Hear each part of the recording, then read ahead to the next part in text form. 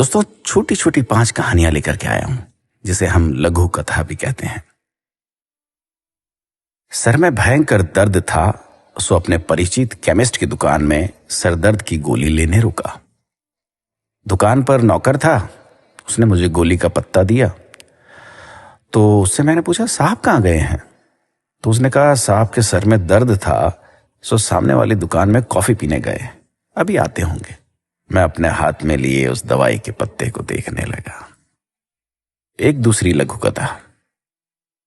माँ का blood pressure और शुगर बढ़ा हुआ था, सो सवेरे सवेरे उन्हें लेकर अपने उन्हीं के पुराने डॉक्टर के पास लेकर के गया और क्लिनिक से बाहर उनके गार्डन का नजारा दिख रहा था, जहां डॉक्टर साहब योग और व्यायाम कर रहे थे। मुझे करीब 45 मिनट इंतजार करना पड़ा।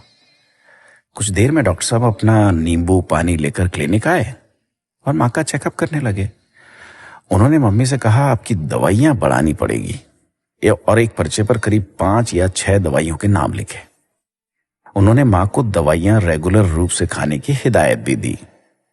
बाद में मैंने उत्सुकतावश उनसे पूछा कि क्या आप बहुत समय से योग कर रहे हैं डॉक्टर साहब?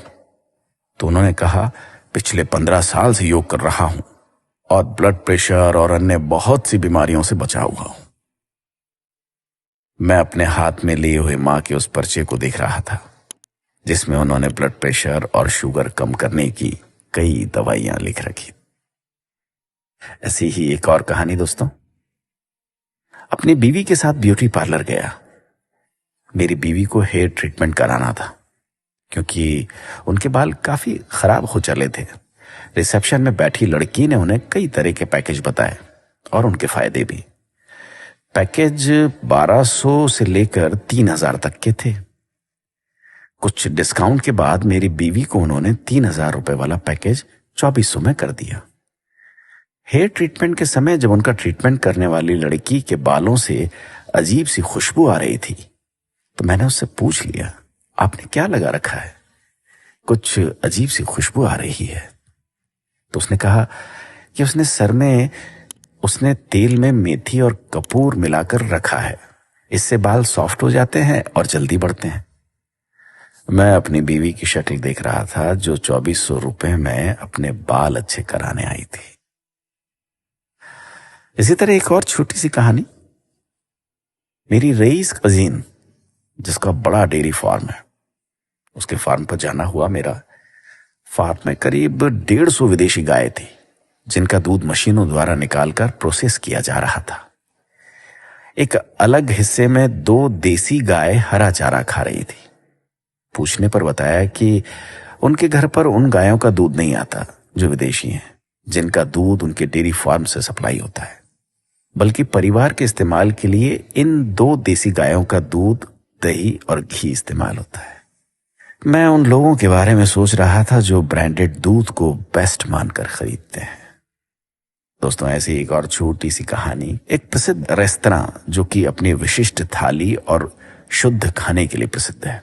हम खाना खाने गए वहां पर। निकलते वक्त वहां के मैनेजर ने बड़ी विनम्रता से पूछा, सर खाना कैसा लगा?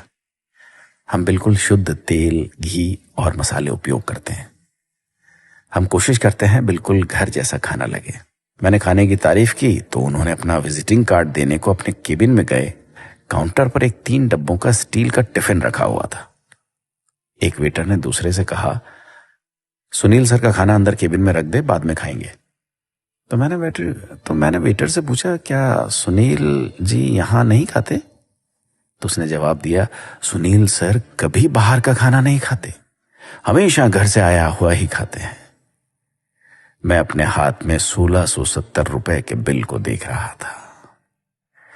दोस्तों, हम जिसे सही जीवन शैली समझते हैं, वो हमें भ्रमित करने का जरिया मात्र है। हम कंपनियों के एटीएम मात्र हैं, जिसमें से कुशल मार्केटिंग वाले लोग मोटा पैसा निकाल लेते हैं। अक्सर जिन चीजों को हमें बेचा जाता है, उन्हें बेचने वाले खुद इस्तेमाल नहीं करते। अपना ख्याल रखिएगा।